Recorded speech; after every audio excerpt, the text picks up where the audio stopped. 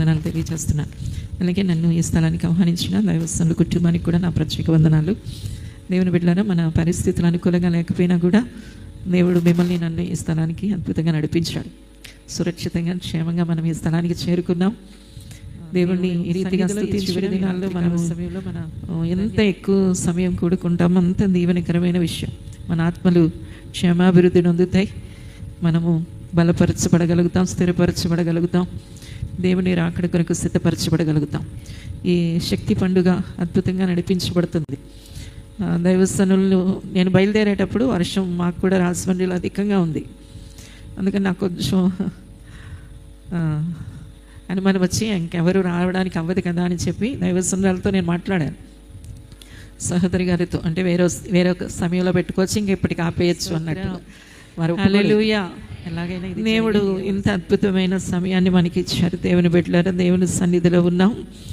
నేను దేవుడు రాత్రి నాకు ఇచ్చిన వాక్యాన్ని మేము ముందు పంచుకోవాలని ఆశపడుతున్నాను. చూడండి,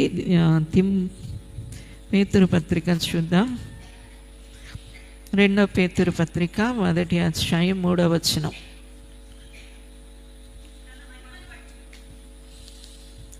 చదవండి అమ్మా.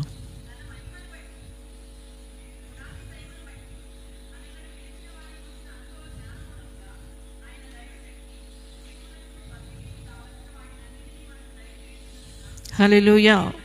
ఆయన దైవశక్తి జీవంకు భక్తికి కావలసిన వాటన్నింటినీ మనకు దయచేస్తుంది. ఆయన దైవశక్తి. హల్లెలూయా. దేవుని బిడ్డలారా, దేవుని శక్తి మన జీవానికి కావలసిన వాటిని అనుగ్రహిస్తుంది, మన భక్తికి కావలసిన వాటిని అనుగ్రహిస్తుంది. కాబట్టి ప్రతి వాళ్ళకి కూడా ఏం కావాలి అంటే దైవశక్తి కావాలి. దైవశక్తి ఉన్నప్పుడే మనము జీవించగలం, తరువాత భక్తిగా ఉండగలుగుతాం. కాబట్టి ప్రతి వాళ్ళు దైవశక్తిని పొందుకోవాలి. దైవశక్తి అంటే ఏంటో దేవుడే తెలియచేస్తాడు మనకి. ఆయన ఈ లోకంలో ఉన్నప్పుడు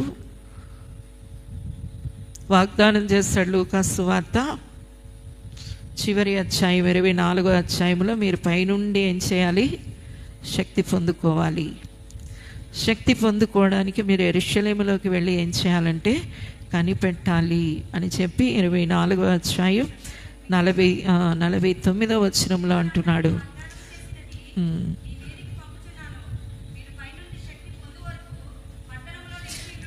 పైనుండి శక్తి పొందే వరకు కూడా మీరు పట్టణంలోనే నిలిచి ఉండండి. ఎందుకంటే మీకు శక్తి కావాలి.